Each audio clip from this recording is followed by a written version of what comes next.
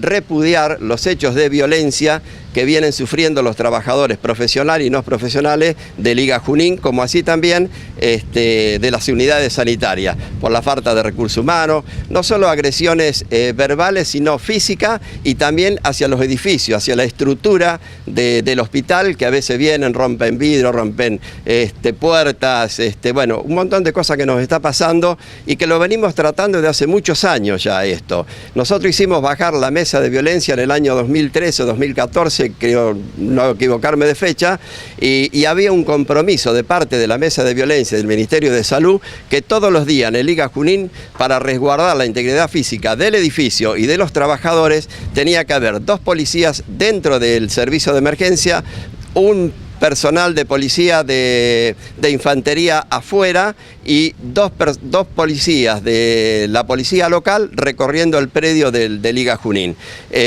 Los primeros días se cumplió, después se dejó de cumplir, hicimos un montón de reuniones con la dirección del hospital anterior, con la nueva, con la que se fue, con la que vino, hemos hablado con las autoridades policiales y se sigue incumpliendo. Hoy lamentablemente no, me toma de sorpresa ver tanta policía dentro del hospital, pero claro, vienen los medios de prensa, nosotros nos íbamos a expresar y por supuesto está. Entonces lo que pedimos nuevamente a la dirección, al Ministerio de Salud, es que cumplan con el compromiso que tenían con el edificio y con los trabajadores fundamentalmente, que salgan de la cueva que tienen de mirar televisión y se pongan a cuidar la integridad física de cada uno de los trabajadores que están acá dentro de Liga Junín y que son violentado en forma permanente, principalmente los fines de semana. Pero da la impresión de que vos venís acá al hospital, rompés, tirás, agredís al personal, etcétera. La misma persona luego consigue una obra social, va a una clínica, espera 2 horas, aguarda, cuida, tira el papel en el cestito y le da un beso a la enfermera con se va, ¿no? Bueno, eso es la falta de cultura, la falta de educación, la falta de respeto hacia quienes estamos trabajando dentro del hospital, ¿no? Pero digo, esto pasa, pero digo, no me voy a explayar mucho más yo en esto porque está el representante de la SICOP, representante de los profesionales, el doctor Adrián Pérez, y también tenemos el delegado municipal del área municipal que también representa a los trabajadores de salud, que también muchas veces los trabajadores, tanto los médicos como el personal de enfermería o asistentes sociales son violentados. La verdad que venimos de años de violencia y no la podemos cortar. Lo que nosotros queremos es terminar con la violencia y que nos respetemos mutuamente. Pero le dejo la palabra al doctor Adrián Pérez y al doctor Franco Tomasela. Poco para agregar, creo que Julio fue muy claro en toda su expresión. Sí recordar que esto es ya casi eterno en el hospital, que hemos tratado con todas las direcciones de que se cerrara el área de emergencias, que no entre cualquiera al hospital, que no entren bandas de gente acompañando a los accidentados, porque eso perjudica mucho la atención y pone en riesgo al personal y a los médicos, incluso al mismo paciente. Así que poco para agregar lo que dice Julio, pocas respuestas de esta dirección, del anterior y del anterior. Yo recuerdo que el hecho más grave que tuvimos acá adentro fue en la época de Ricasoli, que provocó la salida de él del hospital.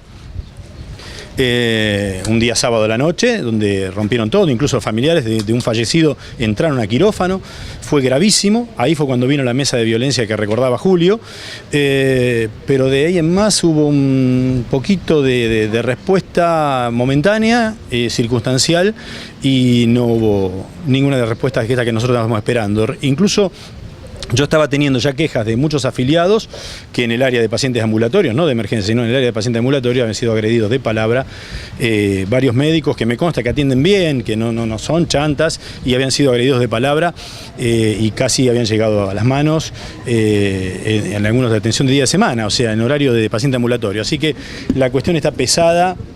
Se habla siempre de hospitales libres de violencia y no ocurre, seguimos teniendo violencia en los hospitales, no hacen nada para cerrar. En el hospital, Julio decía, nos reunimos con la dirección, con esta dirección, hace casi 2 años, y con la policía, y habíamos dicho de cerrar el ingreso para emergencia. O sea, que haya adelante una cabina con una barrera y un policía que determine cuándo pasa una ambulancia o cuándo pasa un accidentado y cuándo no pasan bandas de gente. Eso no se corrigió. La dirección nos anuncia con alegría que adquieren una mesa de anestesia. y los profesionales y la seguridad no se reemplazan con mesas de anestesia o con algún que otro aparato. En estos momentos yo me canso de repetir que este hospital carece de baños, de sanitarios, y que en estos momentos están construyendo acá una obra para los residentes. A los residentes hay que pagarles más para que vengan, porque no van a venir. Esa obra va a quedar vacía si no pagan mejor, y deberían cuidar la seguridad de los trabajadores. Hola, ¿qué tal? Bueno, desde los centros de salud, unidades sanitarias, de la parte del municipio, lo que se ve, digamos, ahí tenemos el primer contacto con la población, y si bien es un contacto más íntimo, por ahí no van casos directos de violencia física, por ejemplo, como sucede acá en el hospital, pero suceden casos de violencia más que nada verbal, y los reciben los administrativos y los enfermeros, que son la primera línea, digamos, de contacto que tiene la gente, y después nosotros los profesionales los atendemos dentro del consultorio. ¿Qué es lo que sucede? ¿Cuáles son las razones de la violencia que está ocurriendo en la unidad sanitaria? Es porque falta de recursos humanos, porque a veces no hay profesionales médicos o no médicos, y la gente se violenta en ese sentido.